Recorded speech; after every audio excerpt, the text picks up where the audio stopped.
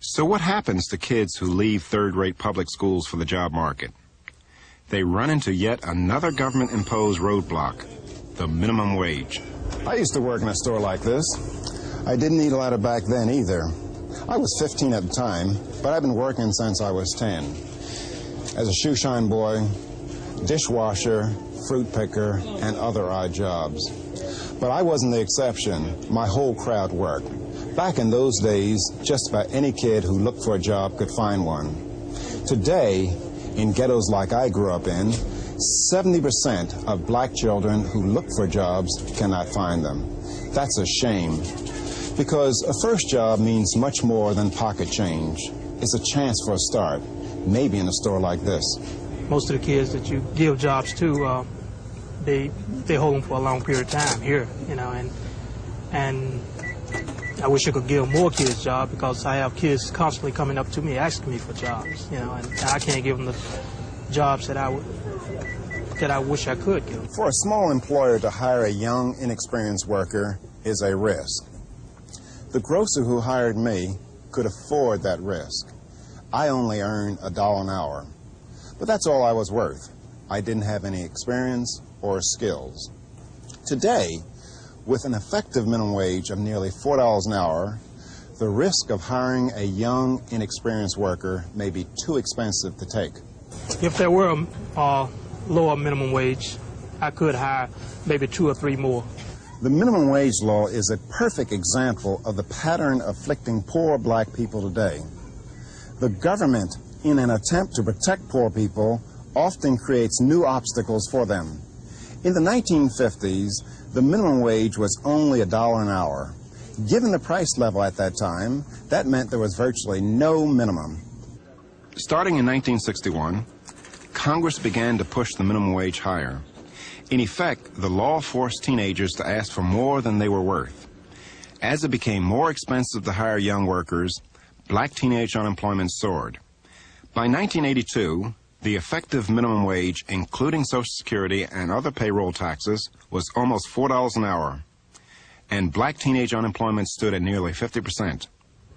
Other factors contributed, but the minimum wage did a lot of the damage. Going to be look out for 3 black males, ages 12 to 14 years. The minimum wage may seem like a small thing, but if government had prevented me from working as a teenager, as it prevents so many kids today, it might have altered the entire course of my life. If at that crucial time I had gotten into the habits of the street rather than the habits of working, I hate to think where I might be today. Of course, many black people have made it in recent years, especially those who have finished college and entered their professions.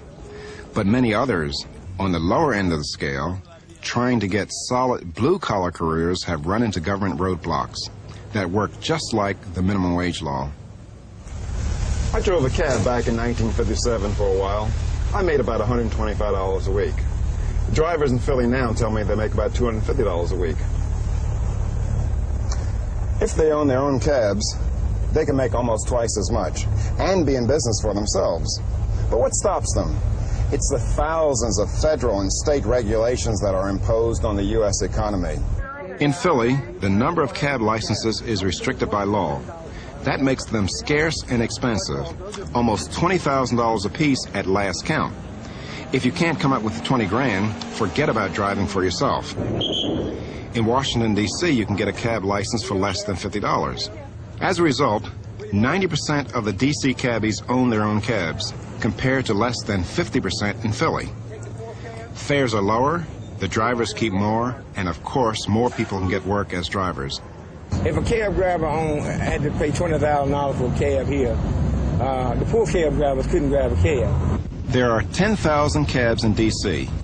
Over 70% are owned by blacks.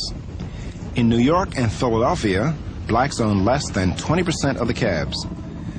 Government licensing closes the door to economic opportunity. Nearly 1,000 occupations in the United States exclude people who do not have licenses. Sometimes the licenses cost money. Sometimes they require the applicant to pass complicated tests that have little to do with the job. Sometimes getting a license requires a friend in the business. All those licensing laws do just one thing: keep outsiders out.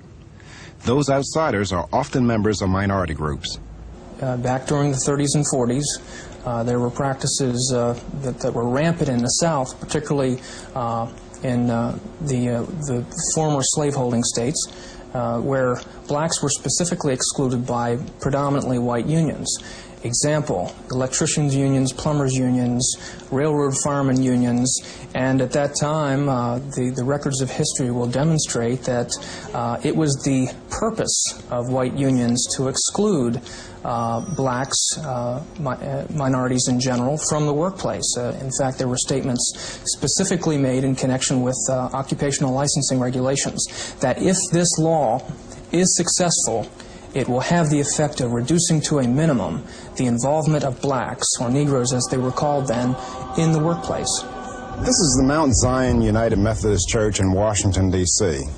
Back in 1880, when Washington was still a segregated city, this beautiful building was built by black artisans, black plumbers, carpenters, and masons. And mind you, all working under black supervision. So are many other important public buildings in this city and in cities throughout the South. Today, that sounds remarkable. Even now, black people have a hard time breaking into the skilled construction trades. The fact is, in the late 1800s, black people were better represented in many of the skilled trades than they are today. Today, such blatant racism is illegal, and many union leaders would like to see more black workers in union jobs. But again, good intentions don't always produce good results. The effect of the government endorsing collective bargaining and the closed shop concept within the union movement was that it basically locked in place, to a large degree, for a generation or two to come, white domination of unions. And when you confer upon a union, in effect, monopoly rights to bargain collectively for the entire workforce, they in effect can lay out the conditions, they can set the price for their labor, and they can control entrance to that particular industry. Restrictive labor laws are just like minimum wages in some ways. In effect, they force inexperienced workers to charge more for their labor and thus keep them from competing for jobs. There are many examples, but one of the most infamous is the Davis-Bacon Act, passed in the racist days of 1931, but still enforced today.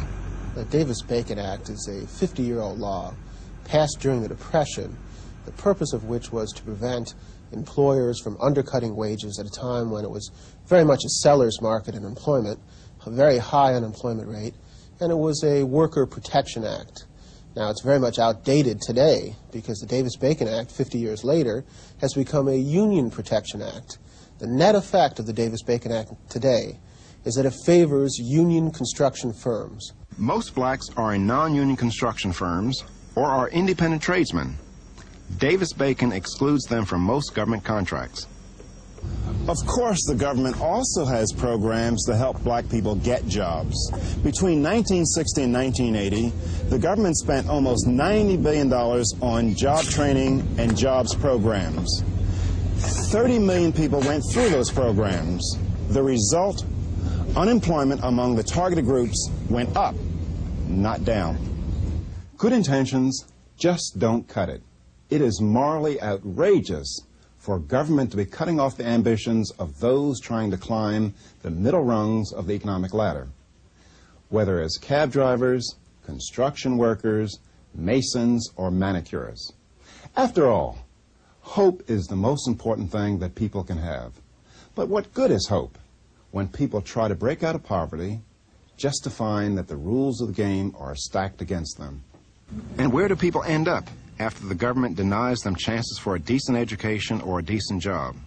In the clutches of the worst government roadblock of them all, the dependency of the welfare system.